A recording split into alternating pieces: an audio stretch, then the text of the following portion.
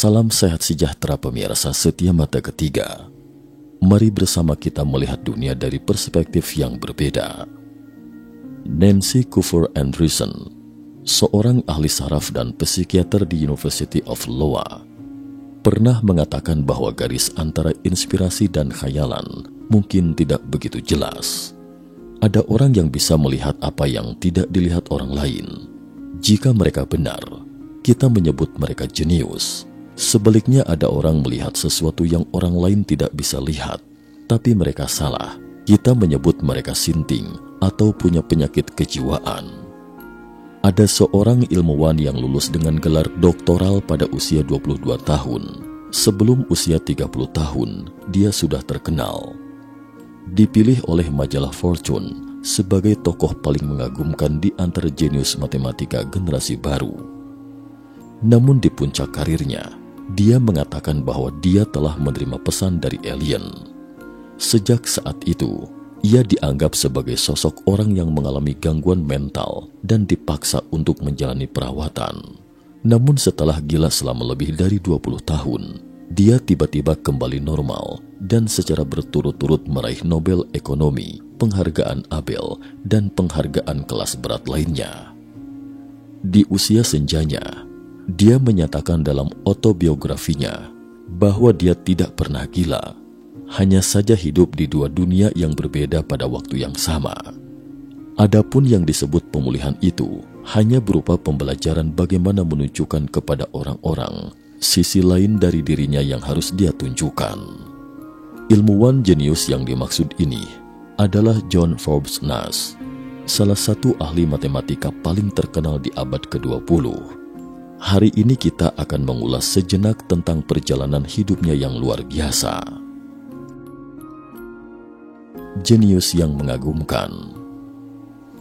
Pada 13 Juni 1928, John, seorang insinyur listrik di Virginia Barat AS, menyambut kelahiran putra pertamanya. Sang insinyur menamai putranya John Forbes Nash, persis seperti namanya. Ibu Nash adalah seorang guru sekolah menengah. Mungkin karena pengaruh lingkungan keluarga, Nash sejak kecil tidak suka bermain dengan anak-anak sebayanya. Ia lebih suka mendekam diri di kamarnya dan membaca buku. Orang tuanya juga senang dan mengajak Nash untuk memahami beberapa ilmu pengetahuan alam. Nash tidak menunjukkan tanda-tanda sebagai bocah ajaib atau jenius sejak kecil. Sebaliknya, nilai-nilainya di sekolah selalu lebih rendah dari rata-rata dan bahkan kerap membuat marah guru didiknya karena tidak mengikuti metode konvensional untuk memecahkan soal. Namun belakangan ternyata justru inilah perwujudan bakat Nash. Saat di kelas 5 hingga 6 sekolah dasar, nilai matematika Nash mulai naik di ranking terbaik. Terkadang ketika guru matematika menuliskan langkah-langkah pemecahan soal di papan tulis, Nash hanya membutuhkan beberapa langkah sederhana dan mendapatkan jawaban yang sama. Sejak itu, Nash tidak hanya selalu loncat kelas, bahkan pada tahun terakhirnya di sekolah menengah atas, ia menjadi satu dari 10 penerima beasiswa Westinghouse. Beasiswa Westinghouse ini hanya tersedia untuk 10 siswa di Amerika Serikat. Pada Juni 1945, Nash yang berusia 17 tahun saat itu diterima di Fakultas Teknik Universitas Carnegie. Inilah yang belakangan kemudian menjadi Universitas Carnegie Mellon. Awalnya Nash mengambil jurusan kimia, tetapi dia segera menyadari tidak suka dengan mata pelajaran ini. Menurutnya pembelajaran kimia tidak dapat menginspirasi pemikiran seseorang, hanya membina kemampuan menangani berbagai peralatan eksperimen di laboratorium. Lantas mata pelajaran apa yang dapat membuat Nash merasakan sensasi terobosan atas pemikirannya? Matematika. Sejak di sekolah menengah, Nash mengambil beberapa kursus matematika perguruan tinggi di bawah pengaturan orang tuanya. Setelah masuk universitas, ia semakin menemukan bahwa matematika adalah pelajaran sejatinya. Jadi Nash memutuskan untuk mengubah jurusannya dan mendalami matematika. Bakat Nash yang menyatu dengan jiwanya itu kemudian dikembangkan sepenuhnya. Pada tahun ketiga atau semester 5, Nash mendapatkan gelar master dari Universitas Harvard, Universitas Princeton, Universitas Chicago, dan Universitas Michigan. Saat itu, semula Nash memilih Universitas Harvard, tetapi Universitas Princeton menawarkan beasiswa yang lebih tinggi dan juga lebih dekat dari rumahnya. Akhirnya Nash memilih Universitas Princeton untuk melanjutkan studinya. Ketika Nash lulus dari Universitas Carnegie, dia bahkan juga mendapat gelar master di bidang matematika. Richard Davin, pembimbing tesis masternya, bahkan menulis surat rekomendasi untuknya di Universitas Princeton. Surat rekomendasi ini ringkas tapi tegas. Richard Davin yang menulis surat rekomendasi itu sudah menjadi fisikawan terkenal saat itu. Dia telah membuat kontribusi luar biasa dalam teori transmisi listrik dan pengembangan pemrograman geometris. Dia kemudian menjadi pemenang hadiah dari teori John von Neumann. Padahal Davin hanya menulis 3 kalimat singkat di surat rekomendasi tersebut. Pertama, tujuan penulisan surat ini adalah untuk merekomendasikan John Nash kuliah pasca sarjana di Universitas Princeton. Kalimat kedua menjelaskan riwayat dasar tentang Nash. Saat itu Nash berusia 19 tahun dan akan lulus dari Institut Teknologi Carnegie. Kalimat ketiga adalah titik kunci. Davin mengatakan Nash adalah seorang jenius matematika. Mahasiswa seperti apa yang bisa dikategorikan jenius oleh seorang Davin? Surat rekomendasi ini dapat dikatakan telah memuaskan selera Profesor Salomon Lefschetz, Ketua Departemen Matematika di Princeton, dan mendorongnya tanpa ragu untuk memberi Nash beasiswa yang tinggi.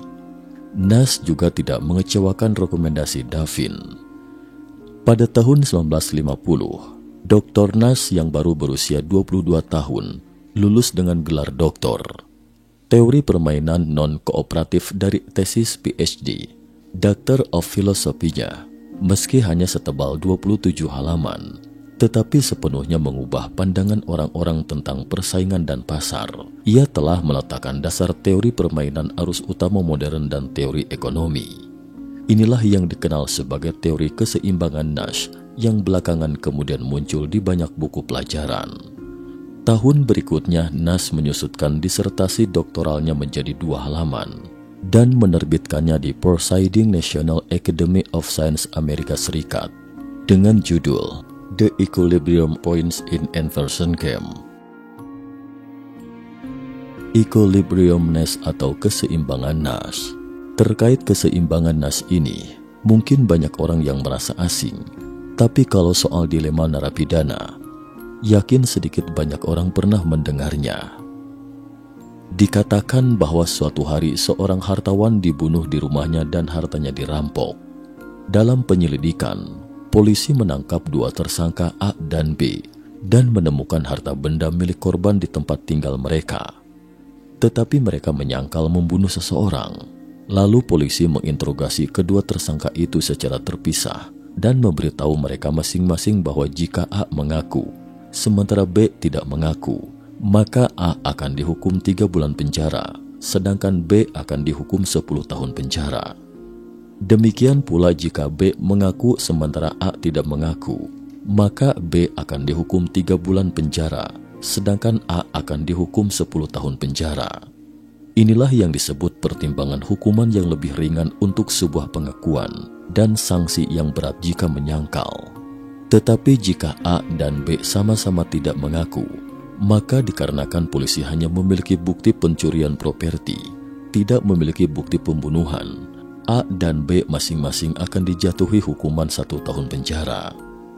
Jika keduanya mengaku, masing-masing akan dihukum 5 tahun. Jadi A dan B berada dalam dilema karena masing-masing pihak, A dan B sama-sama tidak tahu dengan apa yang akan dilakukan mengaku atau menyangkal. Jadi, apakah harus mengaku secara jujur atau menyangkal? Jelas, strategi terbaik adalah kedua belah pihak yaitu A dan B sama-sama menyangkalnya. Dengan demikian, mereka masing-masing hanya akan mendekam di penjara selama 1 tahun. Tetapi karena A dan B diinterogasi secara terpisah, sehingga tidak bisa berkolusi. Ditilik dari sisi psikologis, A dan B akan curiga pihak lain akan mengkhianatinya untuk melindungi dirinya sendiri. Menurut teori tangan tak terlihat yang dikemukakan oleh Adam Smith, seorang ekonom Inggris pada abad ke-18, setiap orang akan mempertimbangkan dari sisi kepentingan pribadi ketika menghadapi keputusan penting antara untung dan rugi. Pada akhirnya, seluruh masyarakat dengan sendirinya akan mencapai efek altruistik atas dorongan tangan tak terlihat ini. Dalam ekonomi, tangan tak terlihat adalah metafora yang dipakai Adam Smith untuk menyebut manfaat sosial yang tak terduga-duga berkat tindakan individu. Frasa ini digunakan Smith dalam penjelasannya mengenai pemerataan pendapatan dan produksi. Dalam buku The Wealth of Nations, ada sepenggal kalimat terkenal Adam Smith, bahwa dengan mengejar kepentingan sendiri, seseorang akan selalu mendorong kepentingan masyarakat daripada yang sebenarnya yang ingin dia lakukan. Menurut teori ini, mengaku jelas merupakan strategi terbaik untuk kepentingan individu dengan mengorbankan orang lain. Karena jika pihak lain mengaku, sementara saya menyangkalnya, maka saya akan dipenjara selama 10 tahun. Bukankah ini terlalu sangat merugikan? Tetapi situasi aktualnya seringkali A dan B berpikir demikian. Mereka memilih untuk mengaku, jadi keduanya mendekam di penjara selama 5 tahun. Akhir dari inilah yang disebut keseimbangan nas atau permainan non-kooperatif. Frasa tersebut hanya muncul sebanyak 3 kali dalam tulisan-tulisannya, namun mampu merangkum gagasannya bahwa upaya seseorang untuk mengejar kepentingan pribadinya dapat memberikan manfaat bagi masyarakat apabila tindakan mereka secara langsung bertujuan untuk memakmurkan masyarakat.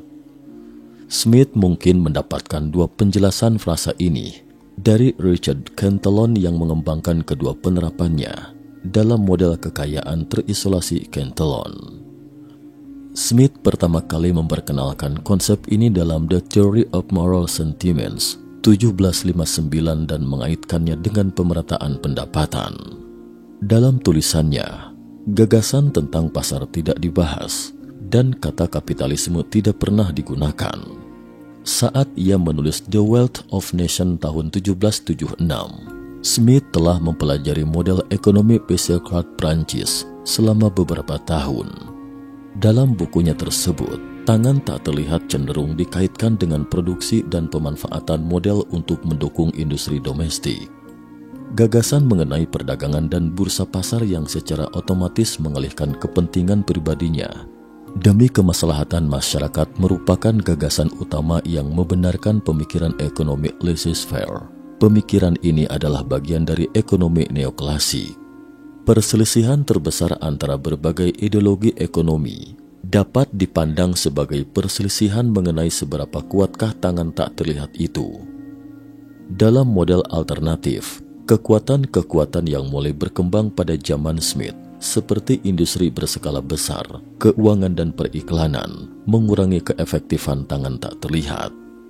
Sementara dalam game theory, atau diterjemahkan dalam bahasa Indonesia sebagai teori permainan, adalah cara yang paling umum untuk menentukan solusi dari permainan non-kooperatif yang melibatkan 2 atau lebih pemain. Game theory adalah teori tentang bagaimana mengambil keputusan dalam kehidupan, karena pada hakikatnya hidup adalah permainan, life is only game. Jadi, teori permainan ini juga bisa diterapkan dalam konteks permainan bisnis, permainan politik, permainan olahraga, bahkan permainan mencari jodoh.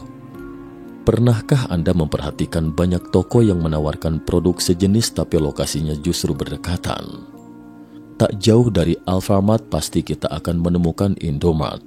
Jika di sana ada Bank Mandiri, pasti tak jauh lagi kita akan menemukan Bank BNI atau BRI, atau ATM-ATM yang selalu mengumpul di tempat yang sama. Jelas ini keputusan yang menguntungkan bagi pembeli, tapi apakah benar keputusan ini juga menguntungkan bagi penjual? Mari kita analisis dengan game theory. Game theory adalah teori yang menganalisis bagaimana seseorang mengambil keputusan setelah merespon keputusan yang diambil oleh pemain lain. 4 elemen utama dari game theory: player atau pengambil keputusan yang rasional, strategi atau aturan yang diperbolehkan dalam permainan tersebut, outcome atau hasil yang diperoleh dari setiap keputusan, equilibrium atau keseimbangan yang paling optimal, di mana pemain tidak bisa lagi mengubah posisinya. Nash memperkenalkan istilah keseimbangan Nash atau Nash equilibrium, yang diidentifikasikan sebagai keseimbangan yang tercapai, di mana setiap pemain dalam sebuah permainan tidak bisa lagi memperbaiki posisinya untuk merespon apa yang dilakukan kompetitornya. Teori permainan memiliki 2 cabang utama, yaitu situasi kooperatif dan situasi non-kooperatif. Teori permainan non-kooperatif mencakup interaksi sosial yang kompetitif, di mana akan ada pihak yang menang dan kalah. Percobaan paling populer dalam teori permainan kompetitif adalah prisoner dilema atau dilema tahanan seperti contoh di atas. Situasi ketika A dan B sama-sama mengaku adalah situasi yang kompetitif karena mereka saling bersaing, justru sebenarnya mereka saling merugikan satu sama lain. Ini juga yang kemudian bisa menjelaskan kenapa Indomart dan Alfamart selalu memilih lokasi yang berdekatan. Jawabannya karena mereka saling bersaing. Mereka saling merespon apa yang dilakukan oleh kompetitor dengan melakukan hal yang sama, walaupun mereka tahu ini sama-sama akan merugikan bagi keduanya. Pada kasus Alfamart dan Indomart, kondisi yang saling bersaing dan saling mementingkan diri sendiri justru membuat mereka akan saling berdekatan dan pada akhirnya saling merugikan masing-masing. Keduanya akan diuntungkan apabila mereka melakukan kolusi untuk membagi pasar.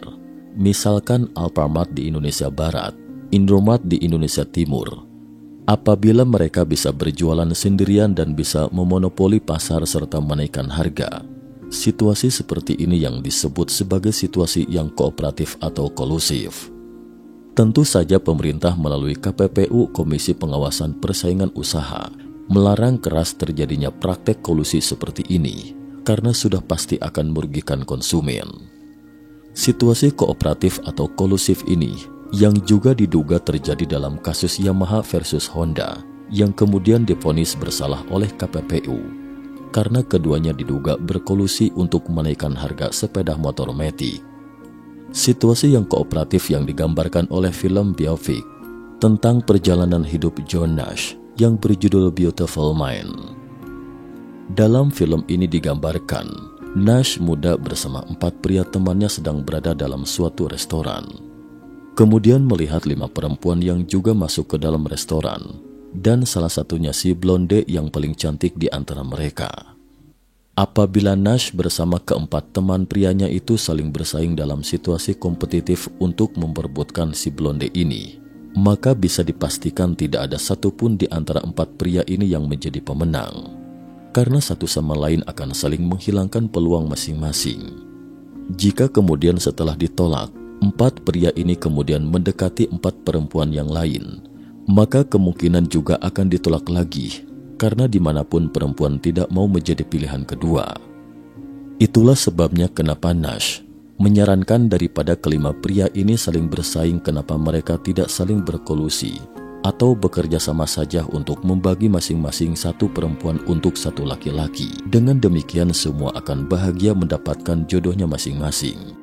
Ini yang kemudian oleh Nash disebut sebagai socially optimal solution atau kondisi paling terbaik yang bisa dicapai oleh pihak yang seharusnya bersaing, namun mereka memutuskan untuk berkolaborasi.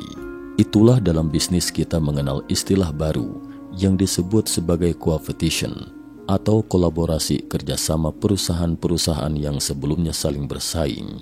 Misalnya Toyota dengan Daihatsu, Renault dengan Nissan, konsep ATM bersama dalam dunia perbankan, atau SkyTeam, atau Star Alliances dalam dunia industri penerbangan. Ternyata game theory atau teori permainan ini bukan hanya relevan untuk bidang ekonomi, tapi juga politik bahkan sampai urusan perjodohan. Kembali dalam kasus A dan B, jika kemudian keduanya terus saja bersaing, bertengkar, berkompetisi, maka sudah dipastikan semua akan rugi. Namun jika mereka bisa bekerja sama, maka sudah bisa dipastikan kerjasama ini akan bisa memberi hasil yang optimal bagi semua. Cukup sekian dulu episode hari ini. Nantikan sambungannya pada episode terakhir. Terima kasih atas perhatiannya.